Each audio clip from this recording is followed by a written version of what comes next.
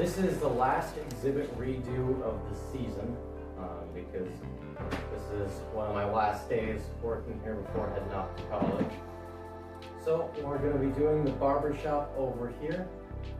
What is that? That's why I'm projecting. Good point. Okay. All right. So we're going to start by taking down the line here. Yeah.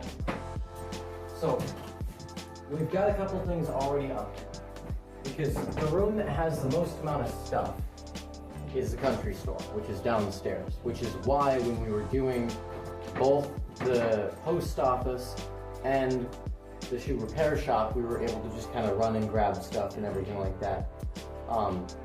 This is how we do it on the other floors, because most of the stuff that we have in excess is down there. So going up and down the stairs just doesn't work for us. So we kind of plan out what we think we're gonna need and we start putting it together from there. We do already have some new exhibits that belong in here, in this bucket right here. But we discussed a couple of things, and I think the first thing that we discussed, we've got a rug on the ground here. There's a large rug here. Yeah. And moving this is kind of a nightmare. What does it weigh? What, like 400? It took 3 of us to get it up here a couple of years ago, but we're gonna move this piece back. And I think we're gonna rotate this around because the rug is in a position where it's at the foot of the person getting their hair cut. Doesn't make much sense, admittedly. The rug is usually where the barbers stand so that they have a little bit more cushion to walk on. That also allows us to do a little bit more with the shape and dimension of this area. So we're going to set this.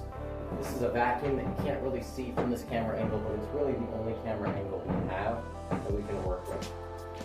So we're going to then take this radio, and I think we're going to try to get it at a 45 here. Yeah.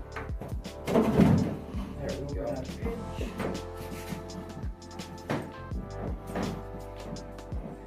And that really helps enclose this space, and you'll be able to see it in the before and after pictures because I did actually take a before picture this time. So we'll probably, this is going to go back over here. Ooh, that was loud. Just like that. Let's grab this. Let's pull this my way a little bit. Okay. Okay. And I think this should go on the other side. Yeah. We have this space again.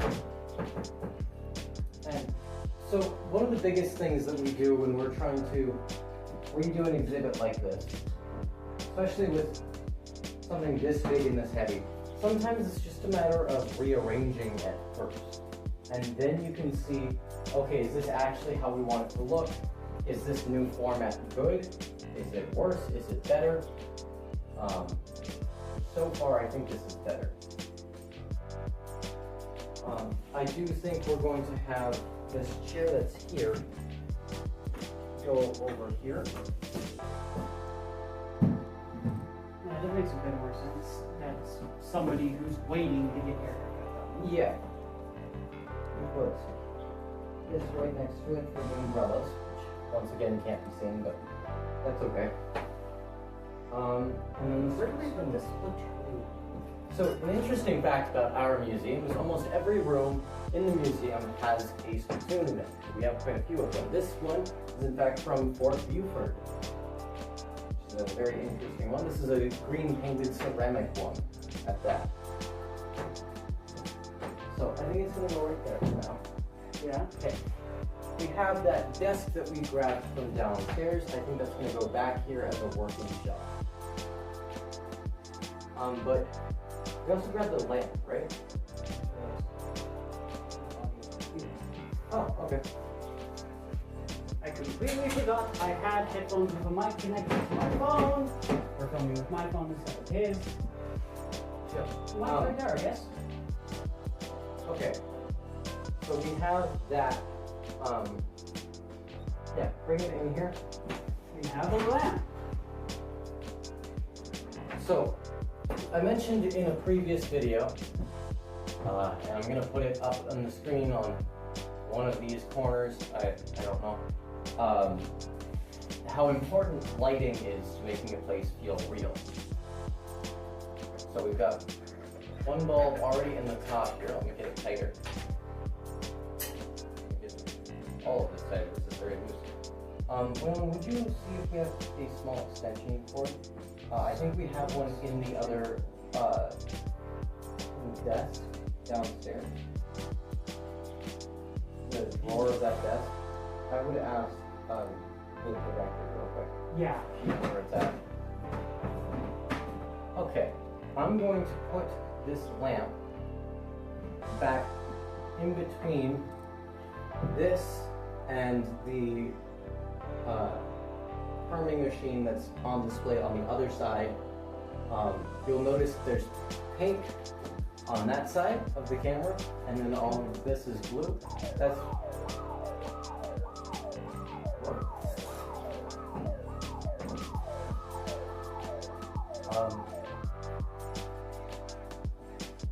I don't know what that siren was.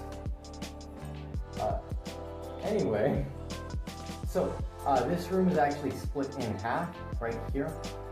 So that half that you're on, or the camera is on, I guess, is the beauty shop, and then this half is the barber shop. So we once again want to light both of them evenly, even though we already have one top-down light. It doesn't really do a whole lot. So we're going to put this right in between them so that it lights both of them. Right down there. Fills in that space nicely. So it'll light that very well, and then I've got just barely in frame here, but we've got a small adjustable light right here, which doesn't have a bulb in it right now, but we will fix that. Move that a little bit. I'm just kind of walking around here and trying to determine if it's still logical that the barber would be able to move around and kind of stand back here. Make sure that it's logical that this person can get in, and it can be spun around. We already know it can be spun around because we just spun it around. So while we're still getting that, I'm going to take this chair here, not the most visible. I'm going to rotate it ever so slightly. It should create a little bit of texture to it, a little bit more natural. I found an extension cord. Fantastic. Alright, so we're going to plug this one in. Go behind the chair, behind the umbrellas, and over to the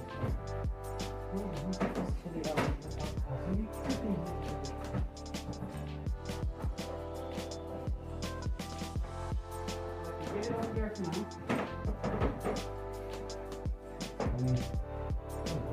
Hi. What are you looking at?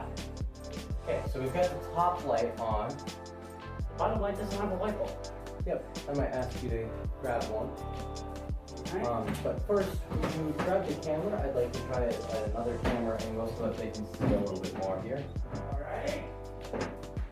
So we're going to change the camera angle a little bit so that it's a little bit easier to see what's going on. Alright, new camera angle. Alright. So, we've got the chair here at a slight angle. We've got the plug. We'll wait on that bulb for a minute. Yeah. I'd like to get that piece, that shelving piece in here. Alright.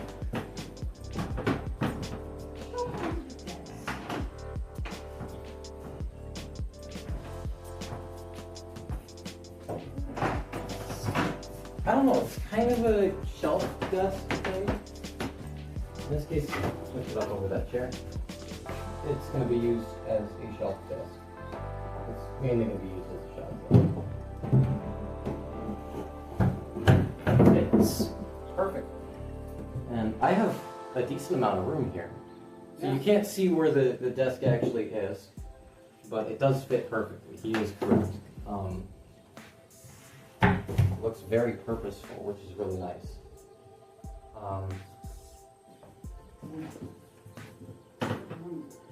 We always like things looking purposeful because, well, they should be purposeful. If you're designing the way that your barber shop, your shop that you run, if you're designing that, everything is supposed to have a purpose, right? To an extent, right? Yeah. We thought about putting some art up on the walls and such like that. We just don't have any right now on hand. Yeah. Other than, I think we have a reprint of the famous portrait of George Washington and one of Washington crossing the Delaware. But yeah, that doesn't add a whole lot. It just looks out of place in a situation like this. Okay. So do we want to start adding stuff to the desk yet? Yeah, let's get some of the dust off the desk here. So down in the country store, I found both some barber and dental things. For example, this is... Could you bring it so that we can actually see it? So... Oh. This is for your teeth. It's supposed to help with your gums. Now, here's the thing that we have to remember. The small things need to be closer to the eye of the viewer.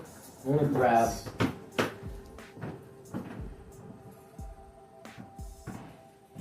a wash bowl. So this is just a red enamel bowl with a handle and a spout. This one is from the Arnigards.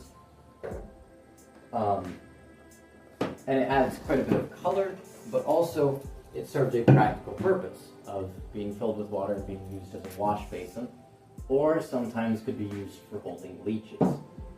We'll have to decide as to which one we want to depict. Then I have a razor sharpener. Ooh. Now that is an interesting looking. I just dropped the lid, nothing actually broke. Okay, so this is, yeah, this is a very interesting razor sharpener. It's fairly similar to a pencil sharpener in the way that it moves the mechanism. Let's take a look at this here.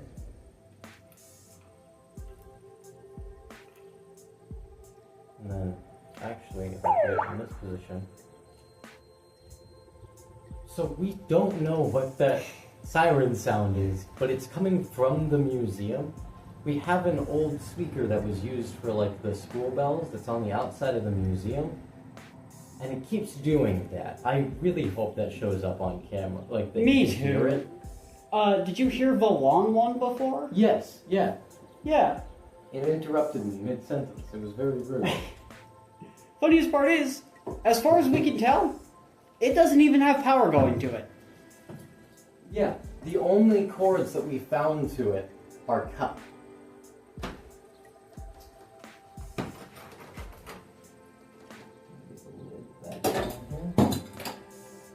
I'm having a hard time with that.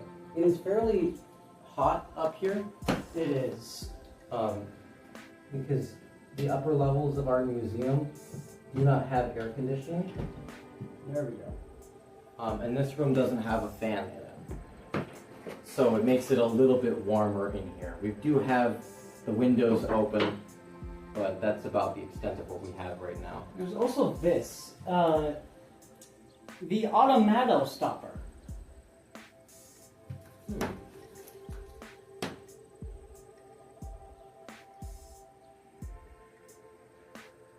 Very interesting. I have no idea what it was used for. So, you have a blade on the back here, and this is a piece of strapping leather, so for honing the edge of a razor. So I'm assuming that you would hold it like this and probably press your razor blade down, because you can see that there's a razor blade in it, and you would use this to hone the blade significantly easier than having it in a razor already. You hone your blade before putting it in. which would keep it sharper for longer. So I'm going to rest it here. I'm probably going to have it like that. So we also have some... Okay, so I'm thinking that not everything I grabbed is for in here. So we have some denture powder here, as well as some let's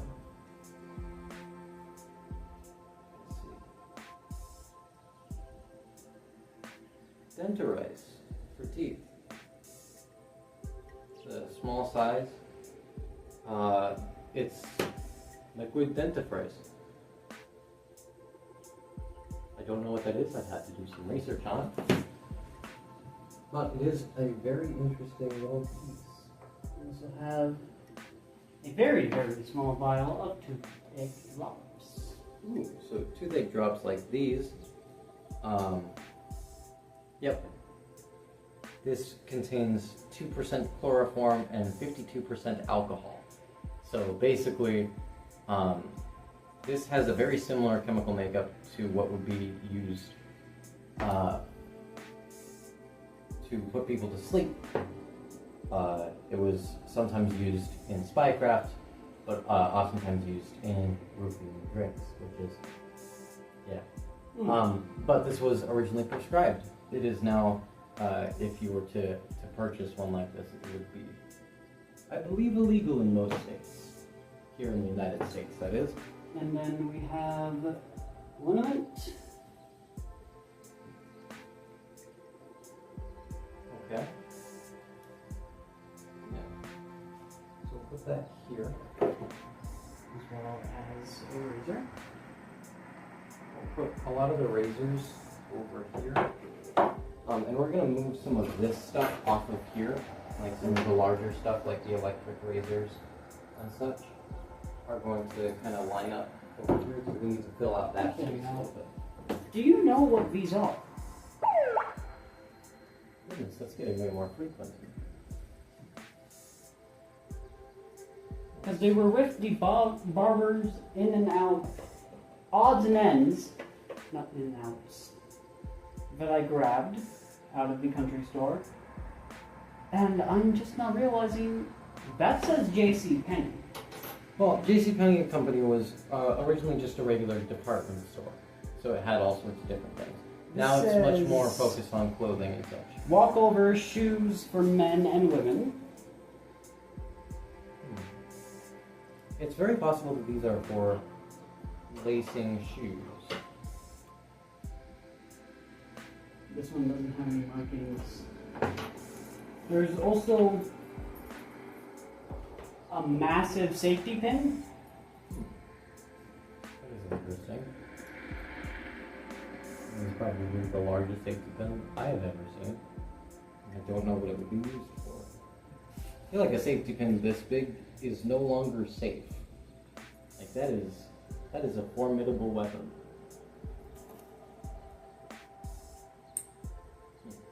I would set these aside for now until we can do some research on them. Yep.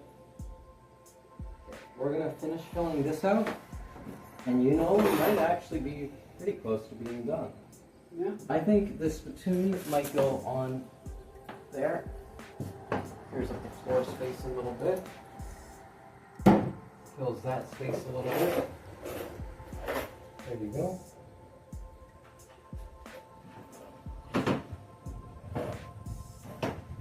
Is there anything else that we brought up? I do not believe so. Okay, well, looks very different. It does look very nice. It's not quite as full as we would like, but that's all of the Barber stuff that we have right now. So it is a redo, but it's not a finished redo, which is a little uncommon for us. We don't like to start something that we can't fully finish. But it is a nice little redo. So that's it for now. I'll show the before and after, and we'll come back and see what else it needs at a later time, maybe even next season. So, well, this is the last revamp video of the season. Yeah. Yeah. Alright. Oh, it's been fun. Now it's time for us to go and learn.